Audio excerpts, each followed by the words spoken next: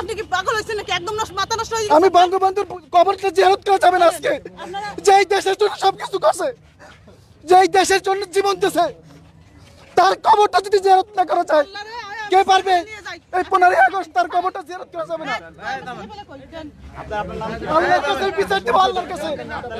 আমার নাম মাওলানা ওলিউল্লাহ। আমি আসছি বরিশাল পিরোজপুর থেকে। আমি জিয়ারতের উদ্দেশ্যে আসছি, আমার পরিবার সহ আমরা বঙ্গবন্ধু তার বাড়িতে আজকে এইভাবে নির্মমভাবে 15 আগস্ট থেকে শহীদ করা হয়েছে। আমি আসছি তার জন্য কোরআন শরীফ খতম করছি, 2টা খতম দিছি, আমি 2টা খতম দিছি তার জন্য জিয়ারত করব তার বাড়িতে। আমি তার নির্মমভাবে যারা 15 আগস্ট তার সব পরিবারকে শহীদ করছে, এই দেশের জন্য ব্রিটিশরা তার এই ব্রিটিশদের বিরুদ্ধে আন্দোলন করছে, এই ব্রিটিশরা আবার এই দেশটা দখল করছে। এই ব্রিটিশ বিনিয়োগ শক্তি না, না আমি কোনো দল করি না। এই দেশ আবার ব্রিটিশ এবং পশ্চিমা শক্তি দখল করছে। না, আমাকে প্রবেশ করতে দিচ্ছে না। আপনি কি প্রবেশ করতে এসেছিলেন? যে আমি তার জন্য কোরআন শরীফ খতম দিছি, দোয়া করবো। আমি এই জন্য আসছি তার পরিবারের জন্য। হ্যাঁ, আমি আর স্ত্রী, আমার 3 সন্তান সহ আসছি। আমি এখানে জানেন না এখানে বাধা আছে বা এখানে এলে সমস্যা কেন বাধা হবে এটা আমরা জানি নাকি? সারা বছর তো এখানে সবসময় ঢুকে একজন মানুষ মারা গেছে, তার কবর জিয়ারত করলে এখন কি ক্ষতি হবে? তার কবর না, কবর তার পরিবারের সবাই তো এখানে নির্মমভাবে শহীদ হয়েছে এই 15 আগস্টে। আপনার নাম কি? আপনার নাম? আমার নাম মাওলানা ওলিউল্লাহ। আপনি কি আওয়ামী লীগ? না, না আমি কোনো দল করি না। আমি এই দেশকে ভালোবাসি। আমি এই দেশ আবার ব্রিটিশ এবং পশ্চিমা শক্তি দখল করছে। এই দেশ আবার ঠিক মীর জাফর যেভাবে এই দেশটা করছে। ভাই ওনার বউ বলতেছে এই ভিডিওটা না, এটা কারণ উনি মানসিক কি বলছে? তুমি কি বলছো? না না উনি ঠিক না, উনি ঠিক আপনি অনেক কথা না বলছেন। আচ্ছা ভাইজান এদিকে আসেন। আমি তাকে ভালোবাসি, ব্যক্তিগতভাবে আমি ভালোবাসি একটু। আমি বঙ্গবন্ধু এবং তার সপরিবারকে ভালোবাসি। তারাই দেশের জন্য জীবন দিয়েছে, তারাই দেশের জন্য জীবন দিয়েছে। আচ্ছা, আপনি আজকে এখানে আসার কি কারণ আপনার? আমি আসছি তার জন্য কোরআন শরীফ খতম দিছি। আমি কোরআন শরীফ বঙ্গবন্ধু সপরিবার তারা যে নির্মমভাবে শহীদ করা হয়েছে, এই তাদের জন্য আমি কোরআন শরীফ খতম দিছি। আমি তাদের মাগফিরাতের জন্য দোয়া করা চাইছিলাম তাদের বাড়িতে যাই। তারপরে আসার পরে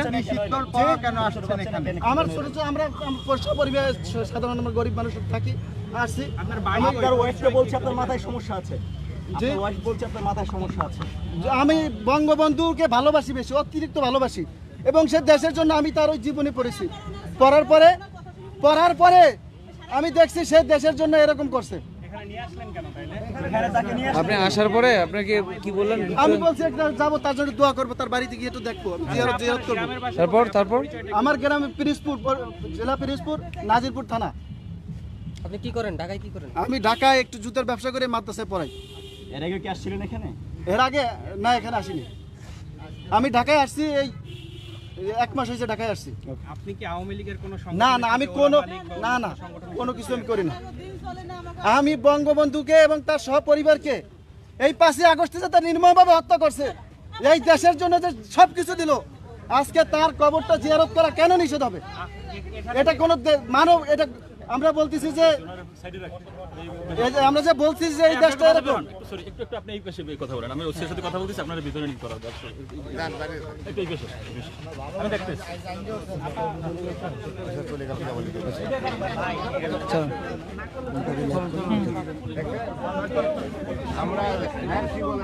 এই মুহূর্তে দেখছিলেন একজন আসছেন, তিনি কিন্তু বলছেন যে তিনি প্রবেশ করবেন এবং তিনি বঙ্গবন্ধুর জন্য, শেখ মুজিবুর রহমানের জন্য যেমনটি বলছিলেন যে তিনি কোরআন খতম করেছেন, তিনি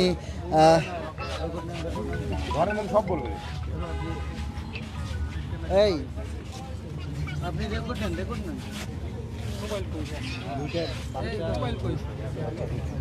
মোবাইল কই আমারটা?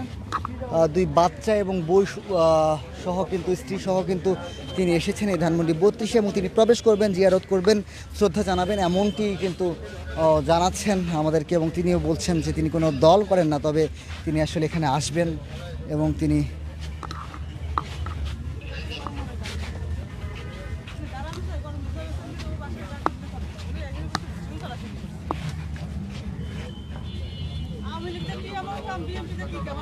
আমরা কোনো দল করি না, আমরা কোনো দল করি না। আমরা আসছি তো দেখতে।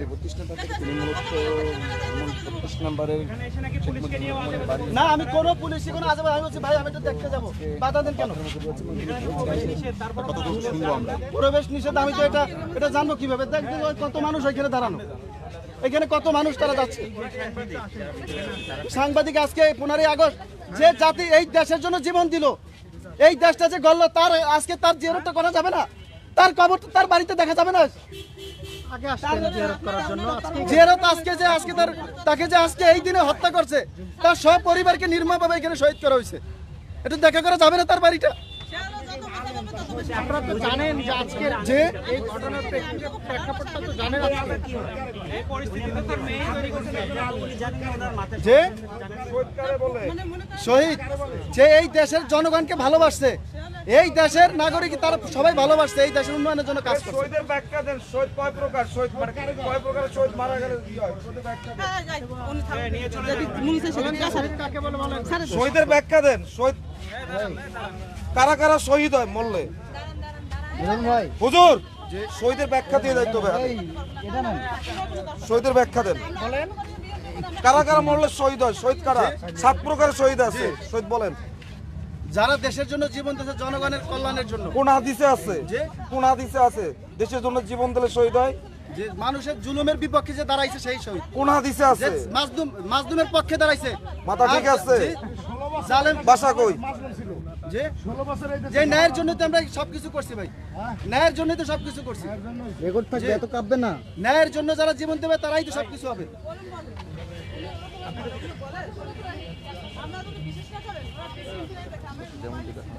শুধু কি শেখ মুজিবকে ভালোবাসেন না তার মেয়েকেও ভালোবাসেন? আমরা সবাই শেখ পরিবার সবাইকে ভালোবাসি। শেখ হাসিনা এই দেশের জন্য যা করছে, এই দেশের কেউ করে নাই। জননেত্রী যা করছে, তার চাটুকার যারা তারা মারছে, হাসিনার চাটুকার যারা তারা এগুলো করছে। সে যদি অপরাধ করে তো শাস্তি হবে, এটা বলি না।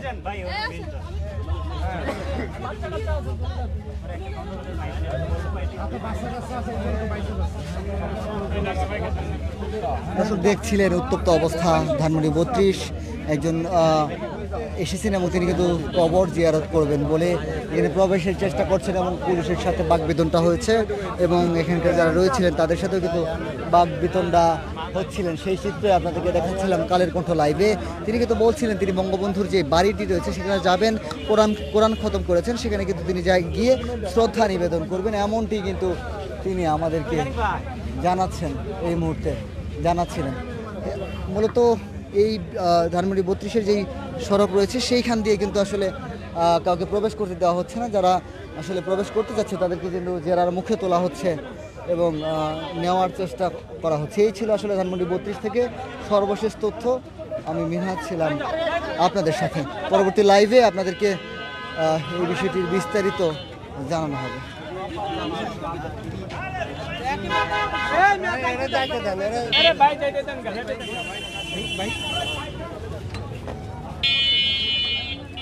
দর্শক উত্তপ্ত অবস্থা ধানমন্ডি 32 ঘিরে এবং সেটি দেখানোর চেষ্টা করছিলাম কালের কণ্ঠ লাইভে। দর্শক এই ছিল সর্বশেষ তথ্য এখন পর্যন্ত আমার কাছে থাকা। পরবর্তী লাইভে আপনাদেরকে জানিয়ে দেওয়া হবে বিস্তারিত। জানিয়ে রাখতে চাই যে সবার আগে সব খবর পেতে ভিজিট করুন www.kalerkontho.com।